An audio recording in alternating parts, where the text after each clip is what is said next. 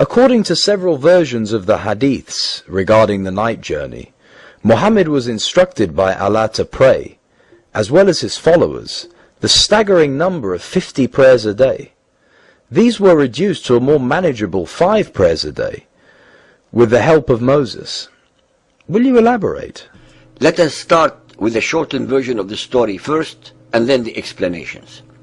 Sahih al-Bukhari Hadith 1.345, narrated by Abu Dahr. Allah's Apostle said, "While I was at Mecca, the roof of my house was opened, and Gabriel descended, opened my chest, and washed it with Zamzam water. Then he brought a golden tray full of wisdom and faith, and having poured its contents into my chest, he closed it. Then he took my hand and ascended with me to the nearest heaven. When I reached the nearest heaven, I saw a man sitting with some people on his right and some on his left. I asked Gabriel, 'Who is he?' He replied, 'He is Adam, and the people on his right and left are the souls of his offspring.' Then he ascended with me till we reached the second heaven." Abu Dahr added that this prophet met Adam, Idris, Moses, Jesus, and Abraham. He, Abu Dahr, did not mention on which heaven they were, but he mentioned that the prophet met Adam on the nearest heaven and Abraham on the 6th heaven. The prophet added, "Then Gabriel ascended with me to a place where I heard the creaking of the pens."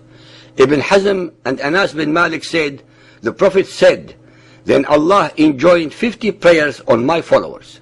When I returned with this order of Allah, I passed by Moses, who asked me, 'What has Allah enjoined on your followers?' I replied, 'He has enjoined 50 prayers on them.' Moses said, 'Go back to your Lord and appeal for reduction, for your followers will not be able to bear it.' So I went back to Allah and requested for reduction, and they reduced it to half. When I passed by Moses again and informed him about it, he said, 'Go back to your Lord, as your followers will not be able to bear it.' So I returned to Allah and requested for further reduction, and half of it was reduced. I again passed by Moses, and he said to me, 'Return to your Lord, for your followers will not be able to bear it.' So I returned to Allah, and he said, 'These are 5 prayers, and they are all equal to 50, for my word does not change.' I returned to Moses, and he told me to go back once again. I replied, 'Now I feel shy of asking my Lord again.'"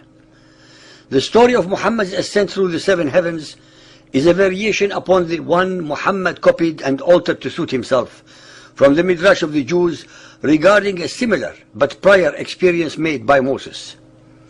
The listener should be made aware that there is no mention in this version of the traditions of Muhammad riding Buraq, nor any intermediary visit to the Temple of Solomon at Jerusalem to get from Mecca to the 7 heavens.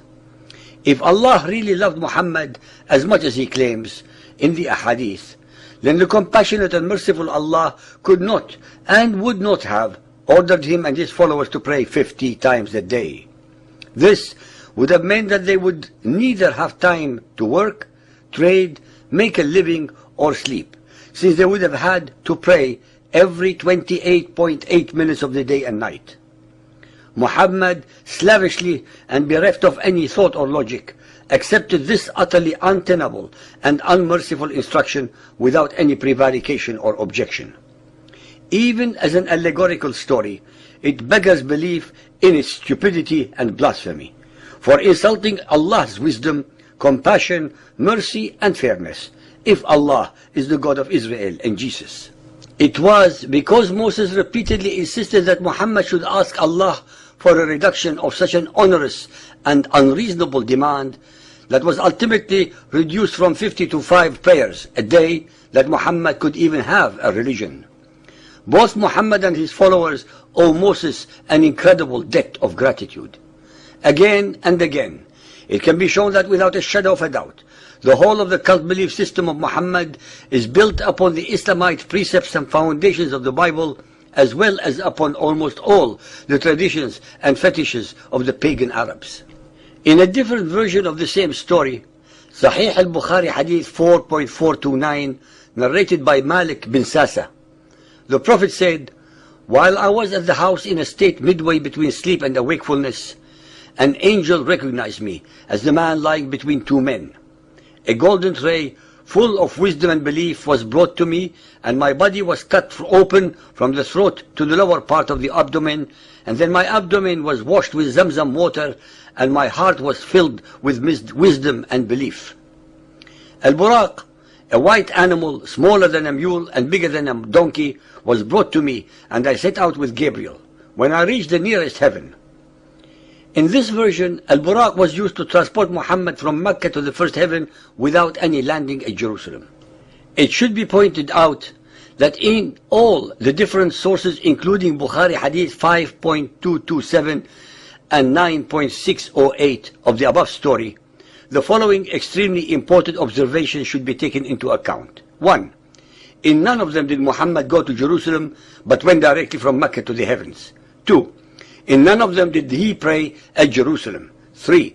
There are important discrepancies between the various versions regarding the place where he was asleep, the number of angels who were present and whom he met in the different heavens. 4.